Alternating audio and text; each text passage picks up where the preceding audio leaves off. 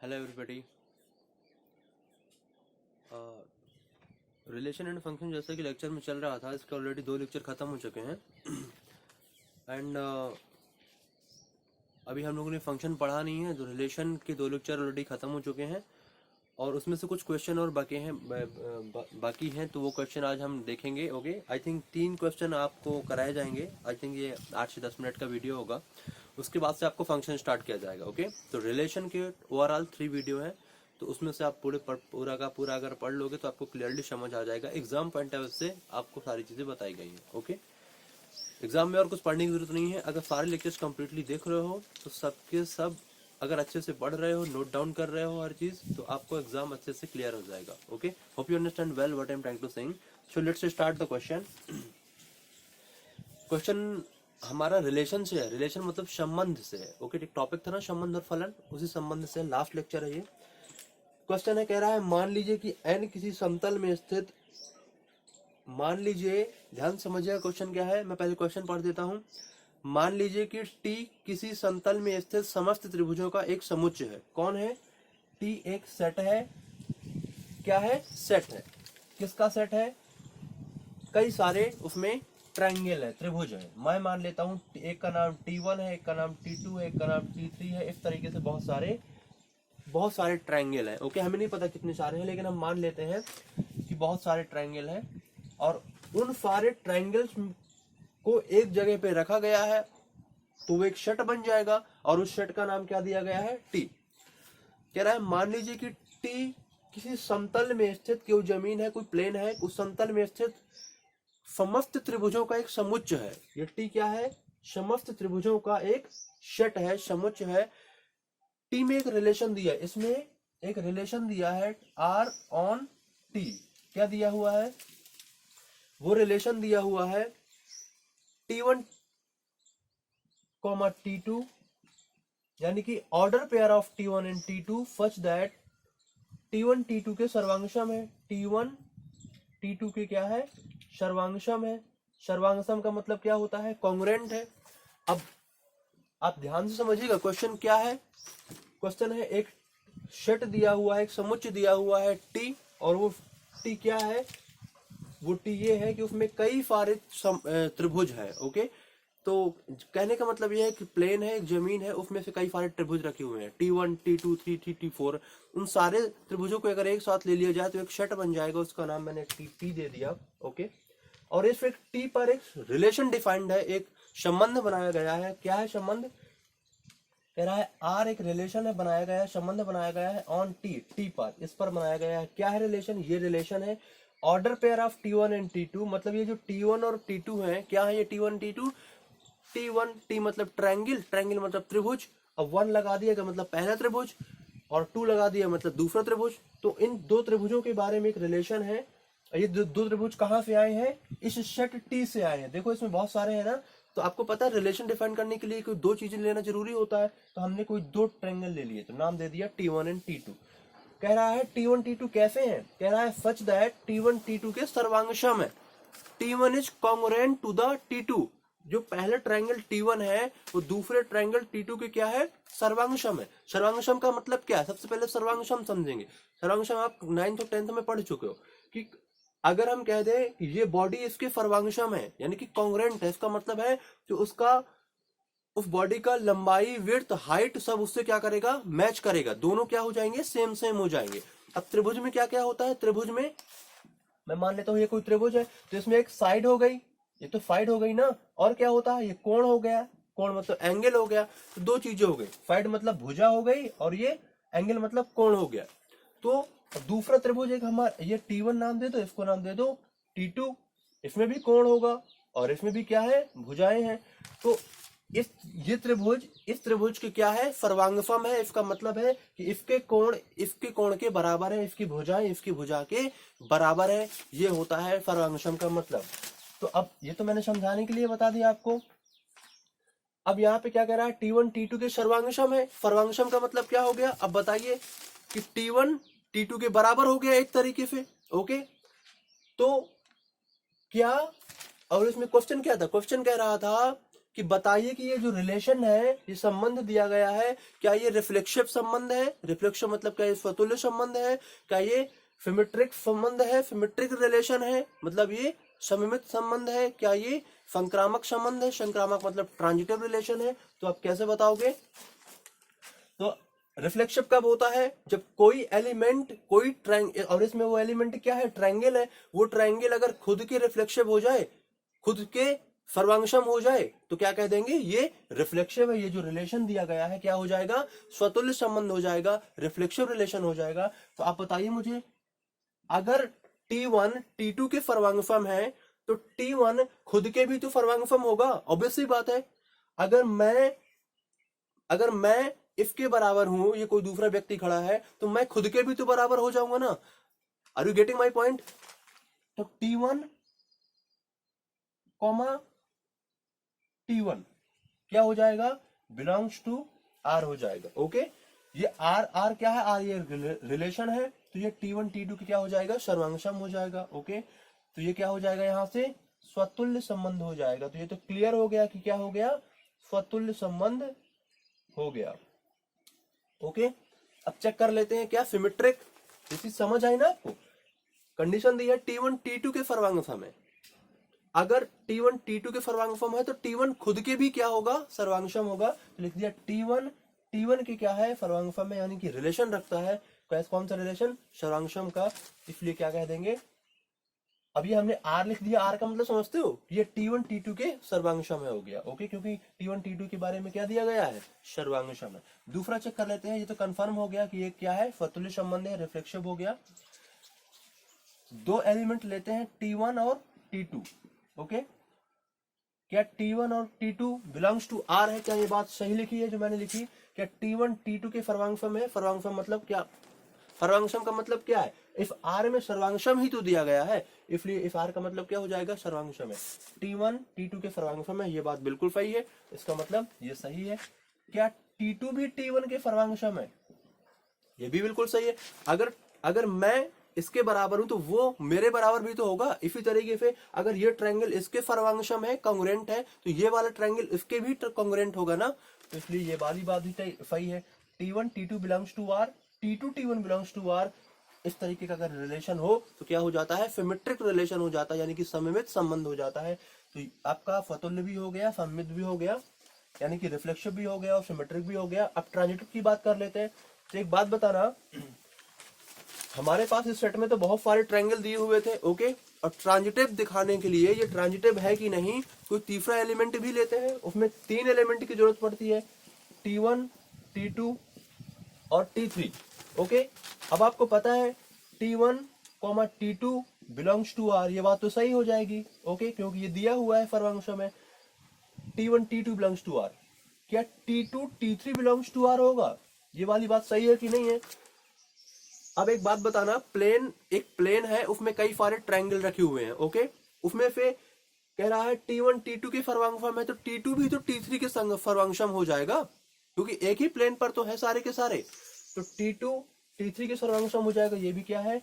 सही है। तब T1 T3 के सर्वांगसम हो जाएगा, T1 T3 सर्वांगसम हो जाएगा, मतलब बिलोंग्स टू R हो जाएगा, क्योंकि इफ R में क्या कहा गया है? सर्वांगसम है। इसका मतलब T1, ये तीनों रिलेशन अगर डिफाइंड है तो क्या कह देते हैं? ट्रांजिटिव रिलेशन है। इसका मतलब ये जो हमारा क्वेश्चन दिया हुआ था, क्या ये रिलेशन जो डिफाइंड है इफ T पर, कौन सा रिलेशन है?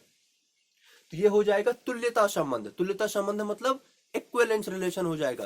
तुल्यता संबंध कब होता है? मैंने पिछले लेक्चर में पढ़ाया था, ना पता हुआ पिछले लेक्चर्स को आप देख लीजिए, फर्स्ट और सेकंड को, आपको समझ आ जाएगा। ओके, इक्विवेलेंस रिलेशन क्या होता है? जिसमें रिफ्लेक्सिव, सिमेट्रिक और ट्रांजिटिव तीनों रिलेशन पाए जाते हैं, उसको क्या कहते हैं? इक्विवेलेंस रिलेशन कहते हैं। मैं हिंदी में बता दूं, जिसमें स्वतुल्य, सममित और संक्रामक संबंध तीनों पाए जाते हैं, उसको क्या कहते हैं? तुल्यता संबंध कहते हैं, इक्विवेलेंस रिलेशन कहते हैं। तो कौन सा संबंध हो जाएगा? ये तुल्यता संबंध हो जाएगा। ये जो क्वेश्चन दिया था आपका, इफ टी पर जो ये आर दिया था, ये आर जो रिलेशन है ना, ये जो संबंध है, ये कौन सा संबंध है?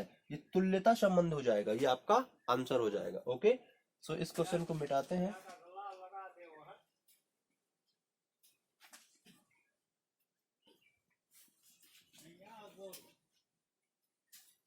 Hope you this question you can understand properly. So let's proceed on the next question. हमारा दूसरा क्वेश्चन है, कह रहा है एक प्लेन है, ओके मैं मान लेता हूं ये कोई प्लेन है, इस पे बहुत सारी लाइनें हैं, 1 2 3 4 5 इस तरीके से बहुत सारी लाइनें यानी कि रेखाएं हैं। कह रहा है इन समस्त रेखाओं का एक समुच्चय है। कह रहा एक एल है, नाम दिया गया है, किसको नाम दिया गया है? समुच्चय को। किसके समुच्चय को? समस्त रेखाओं के समुच्चय को। तो समस्त रेखाएं मतलब कई सारी रेखाएं होंगी, तो मैं मान लेता हूं उनमें से कोई L1 होगी, दूसरी कोई L2 होगी, कोई L3 होगी, इस तरीके से बहुत सारी रेखाएं होंगी। तो इन सारी रेखाओं का एक समुच्चय बना दिया और उसका नाम दे दिया L। कह रहा है ये जो सेट है, ये जो सेट L है कई सारी रेखाओं का, ये सेट पर एक रिलेशन डिफाइंड किया गया है, एक रिलेशन बनाया गया है R। ये रिलेशन क्या है? कहता है order pair of L1 and L2। ये जो L1 और L2 में जो रिलेशन है वो क्या है? Such that L1 is perpendicular to L2। ये आपका रिलेशन है, ये जो ये रिलेशन है। तो कह रहा है बताइए कि ये जो रिलेशन है ये कौन सा रिलेशन है? सिमेट्रिक रिलेशन है या फिर रिफ्लेक्सिव रिलेशन है या फिर ट्रांजिटिव रिलेशन है या फिर इक्विवेलेंस रिलेशन है? कौन सा रिलेशन है ये आपको चेक करना है, बताना है। और रिलेशन क्या दिया है कि L1 और L2 में जो रिलेशन है वो क्या है? L1 is perpendicular to the L2। Perpendicular का मतलब होता है लंब है। L1 लंब है किस पर? L2 पर। ओके, लंब कब होता है? जब 90 डिग्री एंगल बने। जैसे ये कोई लाइन है, इस पर अगर ये लाइन लंब है, ओके मैं मान लेता हूं ये लाइन L1, ये लाइन L2, ये लंब है का मतलब क्या होगा? इन दोनों रेखाओं के बीच में 90 अंश का कोण बनेगा।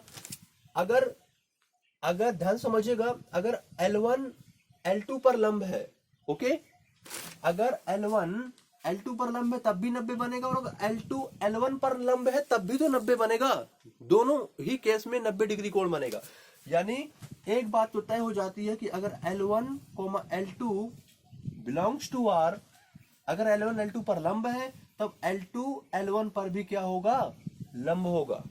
ओके ये बात ट्रू है, और ये इस रिलेशन में दिया हुआ है। L1 L2 पर लंब है, ये बात कह रहा है ना, तो ये ऑब्वियस है कि L2 भी L1 पर लंब होगा। तो ये दोनों चीज दी है। अगर ऐसा रिलेशन हो जाए तो क्या कहते हैं कि ये जो रिलेशन है, जो ये रिलेशन R इस सेट L पर क्या है? सिमेट्रिक रिलेशन है। क्या है? सिमेट्रिक रिलेशन, मतलब सममित संबंध हो जाएगा। एक बात तो कंफर्म हो गई। अब चेक कर लेते हैं रिफ्लेक्सिव। रिफ्लेक्सिव मतलब आप चेक करोगे क्या? रिफ्लेक्सिव का मतलब होता है स्वतुल्य संबंध। तो रिफ्लेक्सिव कैसे चेक करोगे? रिफ्लेक्सिव का मतलब होता है कि वो जो लाइन है वो अगर खुद पर लंब हो जाए, अगर ऐसा हो तो कह देंगे कि वो स्वतुल्य संबंध है। तो आप मुझे एक बात बताइए, इसमें एक प्लेन है, एक समतल है, इसमें कई सारी रेखाएं हैं, इनमें से कोई एक रेखा उठा लो आप, कोई एक लाइन मैंने उठाया ये, क्या ये लाइन खुद पर कभी लंब हो सकती है? क्या कभी नहीं हो सकती। This line can not perpendicular to itself, ये कभी भी खुद पर लंब नहीं हो सकती। इसलिए अगर, अब इसका मतलब क्या हुआ कि L1 पर लंब नहीं हो सकती। ये क्या कह रहा है? लंब है, और इसमें क्या है? ये लंब नहीं हो सकती। इसका मतलब नॉट बिलोंग आ गया। ये हमारी जो कंडीशन है रिफ्लेक्सिव की कंडीशन थी, ये फेल हो गई। L1 पर लंब नहीं हो सकता, इसका मतलब है ये क्या है? ये स्वतुल्य संबंध नहीं है। ओके, अब चेक कर लेते हैं किस पर? ट्रांजिटिव पर। ओके ध्यान समझिएगा, अगर L1 L2 एक दूसरे पर लंब है तो L2 L3 भी एक दूसरे पर लंब हो सकते हैं कि नहीं? ऑफ कोर्स हो सकते हैं भाई। हमारे पास संक्रामक संबंध का मतलब क्या होता है? Transitive relation. और ट्रांजिटिव चेक करने के लिए हम 3 एलिमेंट को लेते हैं। तो हमने एक लाइन L1 लिया, एक लाइन L2 लिया, एक लाइन L3 लिया। अगर L1 लाइन L2 के परपेंडिकुलर है और L2 L3 के परपेंडिकुलर है, तो क्या L1 L3 के परपेंडिकुलर होगी? नहीं होगी कभी भी। मैं आपको दिखा देता हूं कैसे। हमारे पास एक लाइन L1 है, दूसरी लाइन हमारे पास L2 है। तो देखिए L1 L2 के परपेंडिकुलर हो गई, ये 90 अंश कोण बन गया। और तीसरी लाइन हम ले लेते हैं L3। ओके, तो ये L2 थी, ये L3 है, यहां भी देखो 90 बन रहा है। तो L2 L3 के भी परपेंडिकुलर हो गई, ये मैंने लिखा है। L1 L2 belongs to R का मतलब है कि परपेंडिकुलर है, क्योंकि R में क्या कहा गया है? R में कहा गया है परपेंडिकुलर है।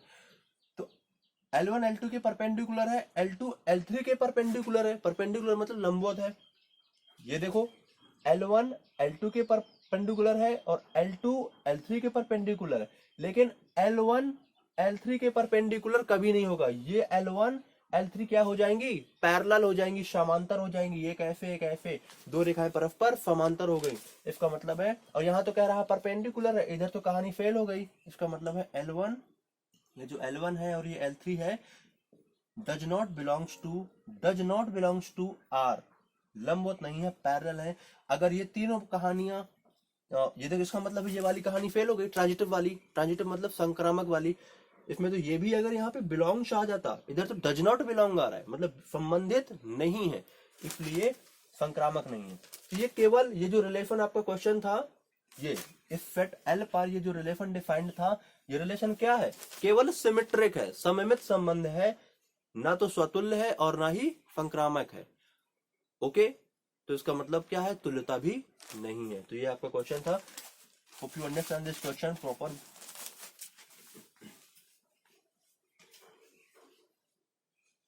कोई एक क्वेश्चन और मैं ले लेता हूं, फिर इसके बाद इस चैप्टर को ओवर करते हैं, रिलेशन, फिर फंक्शन स्टार्ट करेंगे। हमारे पास कोई एक सेट दिया है 1 2 3। ओके, इस सेट पर, इस सेट ए पर एक रिलेशन डिफाइंड है। वो रिलेशन क्या है, 1, 1, 2, 2, 3, 3, और दिया हुआ है 1, 2 और दिया हुआ है 2, 3। कह रहा है बताइए ये जो रिलेशन है कौन सा रिलेशन है, रिफ्लेक्सिव है, सिमेट्रिक है, ट्रांजिटिव है, क्या है, मतलब स्वतुल्य है, संक्रामक है, और सममित है, कौन सा रिलेशन, ये हमको बताना है। तो आप बताइए कोई भी रिलेशन रिफ्लेक्सिव कब होता है, स्वतुल्य संबंध कब होता है। कोई भी रिलेशन स्वतुल्य संबंध तब होता है जब वो रिलेशन जिस सेट पर डिफाइंड है, उस सेट के सारे एलिमेंट खुद पर रिलेशन रखते हो। तो क्या हो जाता है, अगर खुद पर रिलेशन सेटिस्फाई कर रहा हो, इसका मतलब हो जाता है वो स्वतुल्य संबंध हो जाता है। इसका मतलब क्या हुआ, 1 का 1 के साथ रिलेशन होना चाहिए, 2 का 2 के साथ होना चाहिए, 3 का 3 के साथ होना चाहिए, क्योंकि इस सेट के सारे एलिमेंट 1 2 3 इनका खुद के साथ रिलेशन होना चाहिए। तो 1 का 1 का 2 का 2 2 3 का 3। अब बताइए क्या इन सब का रिलेशन है सब में खुद में, तो 1 का 1 के साथ, 2 का 2 के साथ, 3 का 3 के साथ, ये बात तो सही है। ओके, अब रिफ्लेक्सिव की कंडीशन क्या होती है कि कोई एलिमेंट खुद पर तो रिलेशन बना रहा हो, अगर कुछ और भी एक्स्ट्रा पॉइंट आ जाए तब कोई प्रॉब्लम नहीं है, आ सकते हैं। तो इसमें ये 2 पॉइंट एक्स्ट्रा आ गए, कोई बात नहीं, तब ये रिलेशन क्या हो गया, रिफ्लेक्सिव तो हो ही गया, क्योंकि ये 3 पॉइंट तो है ही। ओके, तो belongs to R, belongs to R, belongs to R, इसका मतलब क्या हो गया, रिफ्लेक्सिव तो हो गया। ये जो रिलेशन है ना, ये क्या हो गया, ये रिफ्लेक्सिव हो गया, स्वतुल्य संबंध हो गया। एक बात तो तय हो जाती है। दूसरी बात क्या है, क्या ये रिलेशन सिमेट्रिक है, सममित संबंध है, चेक कर लो। कोई भी 2 एलिमेंट उठाओ, 1 2, ओके, तो 1, 2 बिलोंग्स टू आर हो जाएगा और 2, 1 बिलोंग्स टू आर हो जाएगा। क्या ऐसा है क्या, नहीं है, देख लो 1, 2 तो है, लेकिन 2, 1 कहीं नहीं है। इसका मतलब ये जो रिलेशन डिफाइंड है, ये जो रिलेशन है, ये क्या है, सिमेट्रिक नहीं है, सममित संबंध नहीं है। ओके, सममित कब होता है कोई भी रिलेशन, सममित संबंध तब होता है कि जो 2 एलिमेंट लो वो आपस में कनेक्टेड हो एक दूसरे से।